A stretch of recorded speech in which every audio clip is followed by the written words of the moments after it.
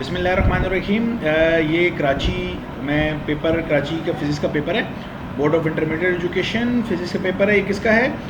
ये जनाब फेलियर्स जो हुए हैं और इम्प्रूवमेंट ऑफ ग्रेड्स वालों का, और पता नहीं टोटल पेपर्स लिखा है, additional subject, short subject, special chance, benefit of pass compulsory subject, और इसी तरीके से न जाने क्या क्या। तो मतलब ये उनका एक पेपर अलग से आया था फिज़िक्स का। तो इसके MCQs कुछ लोगों ने मुझसे कहा कि आप इसको सॉल्व करें।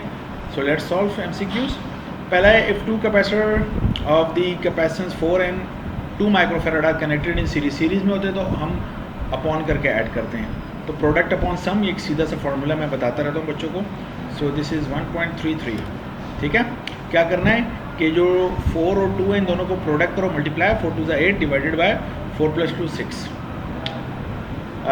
नेक्स्ट है हमारे पास, इसमें कह रहा है कि रेडियो एक्टिव डिके में का फार्मूला लिखा है, law of radio active decay का। लैम्डा रिप्रेजेंट क्या होता है? डिके कांस्टेंट होता है। ये आपको याद हो तो एनुअल के पेपर में भी सेकंड ईयर में ये पूछा हुआ था, रिपीट हुआ है। बामर series is obtain when transition of the element, जब सेकंड ऑर्बिट में आके इलेक्ट्रॉन रुकता है तो जो फोटोन इमिट करता है बामर सीरीज से रिलेटेड होता है, तो सेकंड ऑर्बिट। नेक्स्ट, जूल पर कूलम, जूल इज W यानी work, and coulomb is Q, W/Q voltages हमारे पास बनते हैं जिसका यूनिट हमारे पास होता है volt. Next, the device is use to make the path of ionizing particle visible, तो विजिबल जो पाथ को दिखाता है आयनाइजिंग पार्टिकल का वो है Wilson cloud chamber. The practical application of the phenomena of mutual induction का प्रैक्टिकल जो एप्लीकेशन है वो ट्रांसफार्मर्स हैं, इसकी डेफिनेशन में हम यही पढ़ाते हैं। The number of electron in 1 coulomb charge is, 1 coulomb charge में कितना होता है? तो 1 कूलम चार्ज में नंबर ऑफ इलेक्ट्रॉन कितने हैं, ये I = Q/T से आप निकालते हैं, और उसके बाद Q = NE अगर हम लोग करते हैं तो ये हमारे पास आता है 6.25 10⁻18। This is a solve numerical of chapter number 13, numerical number 13.5 है, आई बिलीव सो। नेक्स्ट है Brackett series of the hydrogen atom spectrum lies in, तो आप ये गिन लीजिए, बल्कि नहीं, ये बताना है कि कौन सा रीजन है हमारे पास। सो लाइमन हमारे पास जो है वो है अल्ट्रावायलेट, बामर जो है वो हमारे पास है विजिबल, और बाकी सारे इंफ्रारेड हैं। तो सारे इंफ्रारेड हैं, तो this the option is the infrared reason. Okay. Transformer is use in the circuit containing, transformer में चूँकि हम म्यूचुअल इंडक्शन का फिनोमेना जिस तरह अभी हमने बात की थी, तो म्यूचुअल इंडक्शन में हमारे पास AC होता है, तो AC में ट्रांसफार्मर यूज़ करते हैं, DC में नहीं यूज़ कर सकते। When A dielectric is place in an electric field it become, dielectric place करते हैं तो वो पोलराइज हो जाता है, पॉजिटिव नेगेटिव दोनों किस्म के चार्ज उस पर आते हैं, इसे कहते हैं इलेक्ट्रिक पोलराइजेशन, हमारे लिखा हुआ बुक के अंदर है। नेक्स्ट, 273 K = 0 डिग्री सेल्सियस, जो कि 32 फ़ारेनहाइट बनता है। So the option is 32 Fahrenheit. Next, the maximum work done in this process, किस में मैक्सिमम वर्क डन मिलता है? आइसोथर्मल प्रोसेस के अंदर मिलता है, बहुत ज़्यादा दफ़ा बता चुका हूँ। 1 cubic metre is equal to, 1 metre में 100 सेंटीमीटर होते हैं, फिर दूसरा 1 मीटर ले लो तो 100, और तीसरा 1 मीटर ले लो तो क्यूबिक मीटर, क्यूबिक मीटर का मतलब होता है 3 मतलब मीटर ना, तो 100 × 100 × 100, तो 10⁻6 हमारे पास हो जाएगा, and cubic centimetre. Okay. To increase the kinetic energy of the photo electron, kinetic energy increase करनी है तो एनर्जी का ताल्लुक फ्रीक्वेंसी के साथ होता है, तो फ्रीक्वेंसी ऑफ द रेडिएशन को आपको इंक्रीज करना पड़ेगा। This relation is correct for transistor, तो ट्रांजिस्टर के लिए इमिटर करंट, कलेक्टर करंट और बेस करंट के बराबर होता है, तो I = IB + IC, I = IB + IC। मेरा ख्याल है मुझे ये नज़र आ रहा है। ठीक है, आप मेरी बात समझ गए मैं कह रहा हूँ। IE emitter current = base current plus collector current, थोड़ा सा ये ब्लर्स है, बट आई बिलीव सो के जो मैं कह रहा हूँ आपको समझ में आ रहा होगा। IE = IB + IC।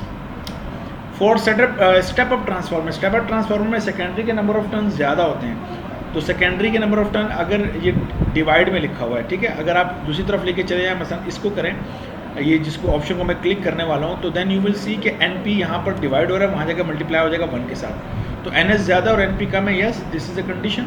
Electron volt किसका यूनिट है? मेरा ख्याल है बड़ा नॉर्मल किस्म का MCQ है। This is the unit of energy. Absolute zero on the kelvin scale, absolute zero हमारे पास 7 में -273 और फ़ारेनहाइट में -460 होता है, ये रटा है MCQ है। The number of neutron in uranium 235, तो नंबर ऑफ न्यूट्रॉन निकालने का तरीका ये होता है कि एटॉमिक मास में से हम माइनस करते हैं एटॉमिक नंबर को। सो एटॉमिक मास है 235, एटॉमिक नंबर है 92, तो 235 माइनस 92 तो तकरीबन 143 ही बनने चाहिए, I believe so. The direction of the induce current हमें किसने बताई थी डायरेक्शन? लेंस ने बताई थी, so this is by Lenz law. The resistance of the current carrying wire does not depend upon, electric current पे डिपेंड नहीं करता, बाकी तमाम चीज़ों पे डिपेंड करता है, area, cross section, length and temperature.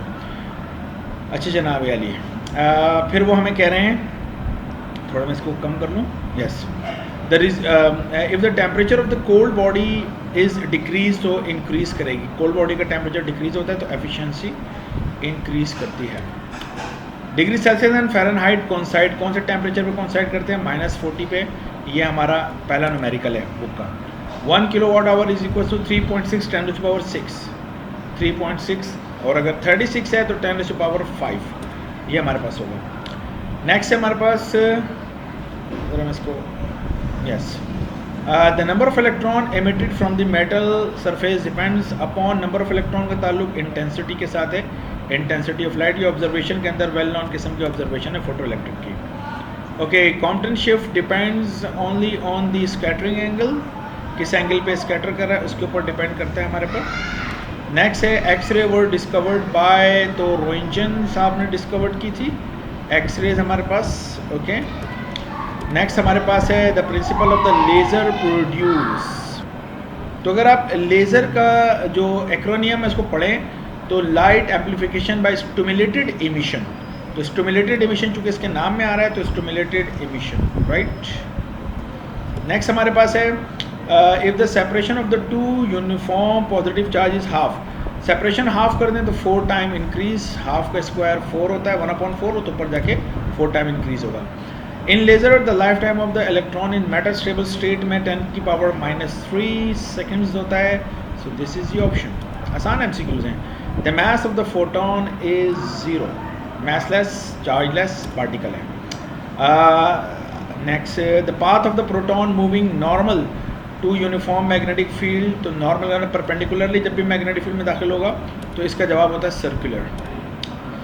Next में है the energy equivalent to the mass reduce in the formation of the nucleus is called, तो जब मास कम होता है और वो एनर्जी में कन्वर्ट होता है, वैसे ये रिड्यूस सिलेबस में नहीं था बहरहाल, जिसको हम कहते हैं बाइंडिंग एनर्जी, उस मास के रिड्यूस होने को मास डिफेक्ट, और वो मास डिफेक्ट c² से मल्टीप्लाई करते हैं, that become binding energy. Resistance of 357 ohm connected parallel में 0.3 हमने वोल्ट पोटेंशियल डिफरेंस अप्लाई किया, इनमें से किसके 3 के ऊपर।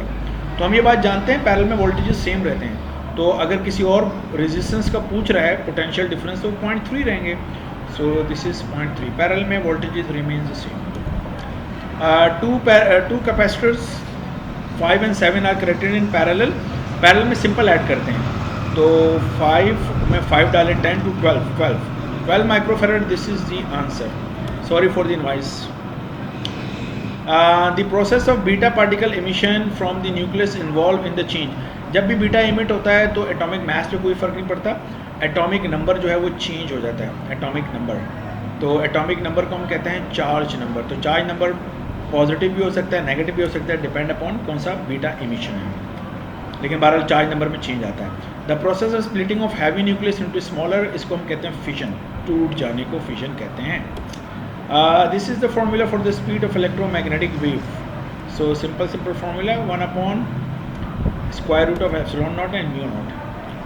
Wilson cloud chamber is use studying to study the cloud को नहीं पढ़ते, प्रोड्यूस भी नहीं, आइडेंटिफाई करते हैं आयोनाइजिंग पार्टिकल्स को। ओके, गैल्वेनोमीटर कन्वर्ट करते हैं वोल्टमीटर में जब सीरीज में बहुत हाई वैल्यू का रेजिस्टेंस लगाया जाए, high resistance in series. This factor is called Lawrence factor, so Lawrence factor. Okay, momentum of the photon is h/λ, this is h/λ, रटा है। So that's it. Even if you think कि कोई किसी MCQ में you have some confusion and you have to ask me about the clarification, about the explanation, you can comment me in the comment box. Thank you so much and share with the friends जिन्होंने ये paper दिया। अल्लाह हाफ़िज़।